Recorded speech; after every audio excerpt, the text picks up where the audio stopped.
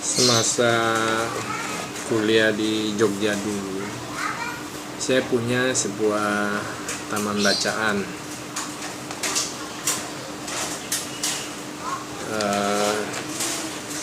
Taman bacaan Twin di depan Panti Rapi Jogja.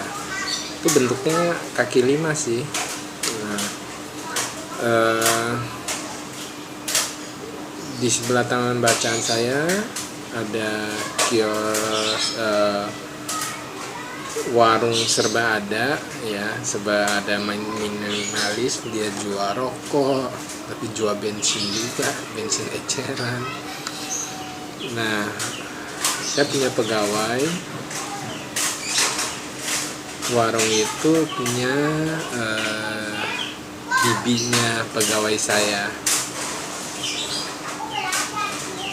Suatu hari pegawai saya bilang anak bibinya butuh uang untuk kuliah. Kalau tidak bayar semester ini dia akan drop out. Dia coba minjem ke saya. Memang saya nggak punya duit, dan memang saya nggak punya duit waktu itu. Dia tahun 93 ya. Dia butuh, kalau nggak salah, 1 juta. Saya nggak punya duit, saya bilang.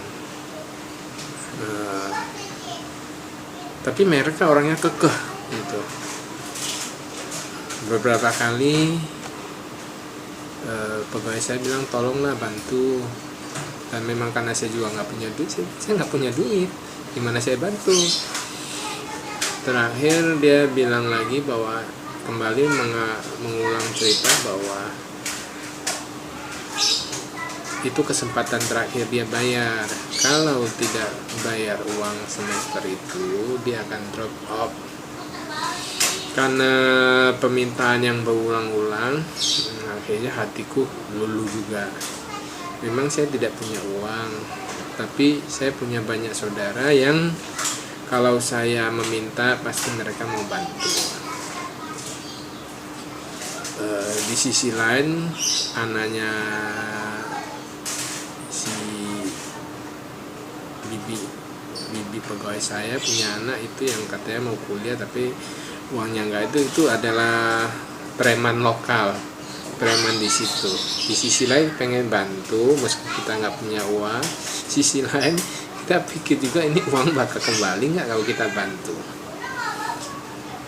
Aku bertanya itu jaminannya apa kalau saya bantu.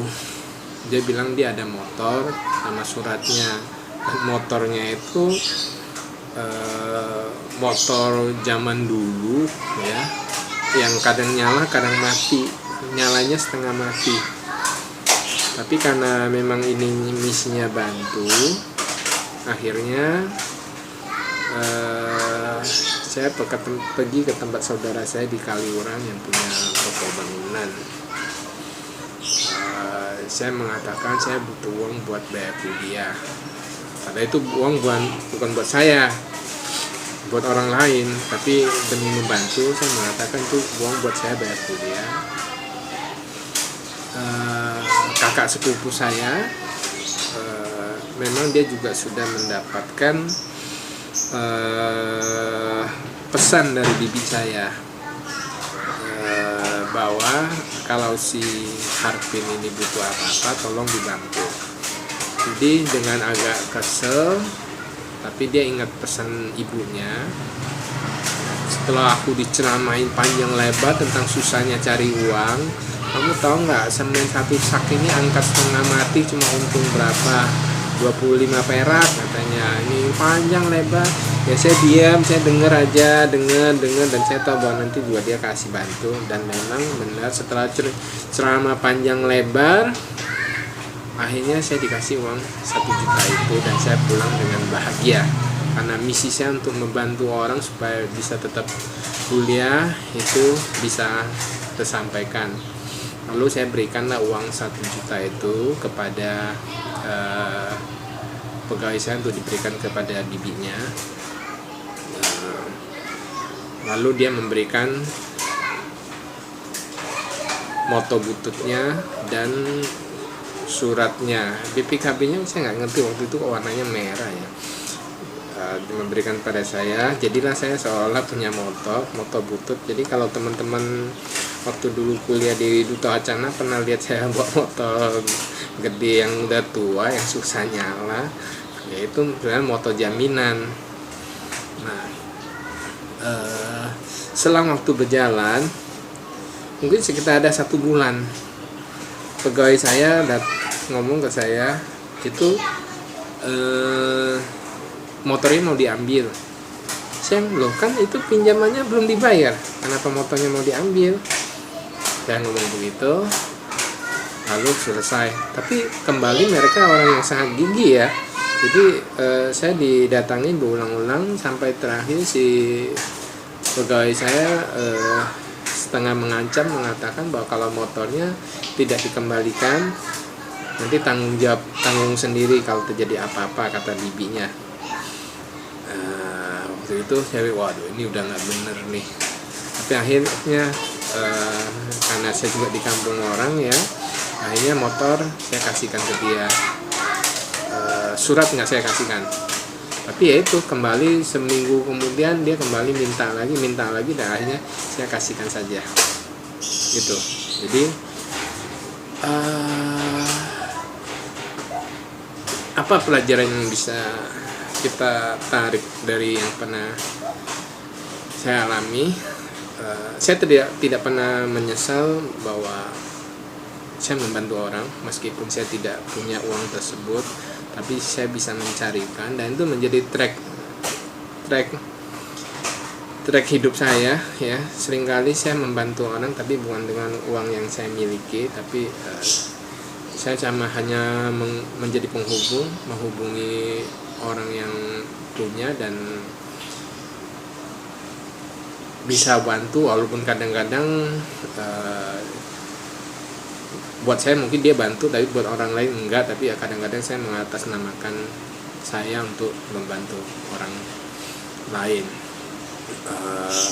dan tentu saja membantu kita tidak mengharapkan kembali, tapi mungkin pesan saja buat orang yang membutuhkan bantuan. Terkadang orang membantumu,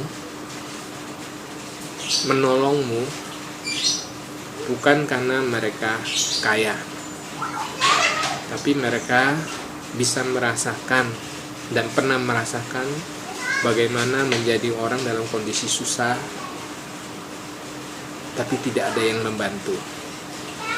Jadi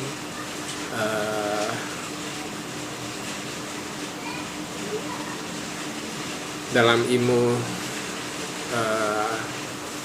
tanam tuai, semoga kebaikan yang pernah orang berikan kepada Anda tidak berakhir sampai di Anda saja. Mungkin Anda tidak bisa membalas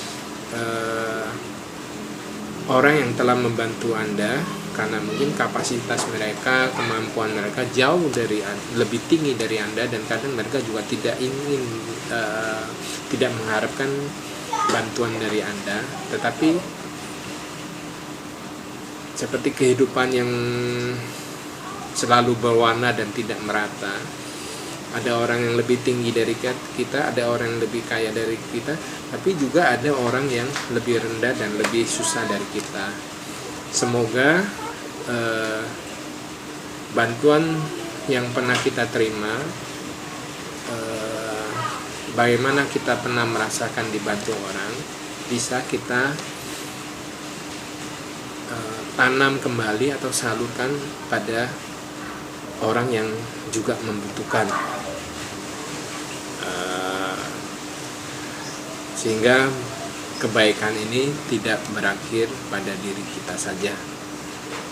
Itu demikian sedikit sharing saya